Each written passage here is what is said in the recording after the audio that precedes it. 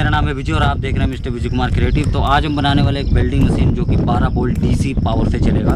और जैसा कि आप मेरे हाथ में देख सकते हो, एक ये सेल है और इस सेल के अंदर से हम निकाल लेंगे इस तरह का एक कार्बन, जो कि आपने शायद पहले कभी निकाला होगा, और उसको हम लगा देंगे इस तरह के कनेक्टर में। और उसके बाद हम इस धातु को जैसे हम किसी मेटल पर टच करते हैं तो ये होता क्या है, जो कार्बन है ये बहुत ज़्यादा गर्म हो जाता है और उस मेटल को ये चिपका देगा। तो चलिए फ्रेंड्स, फटाफट से शुरू करते हैं और देखते हैं कि ये किस तरह से वर्क करता है या नहीं।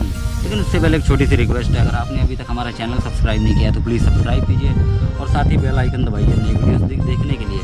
और गर्मी यार ऊपर दिखा दो एक बार।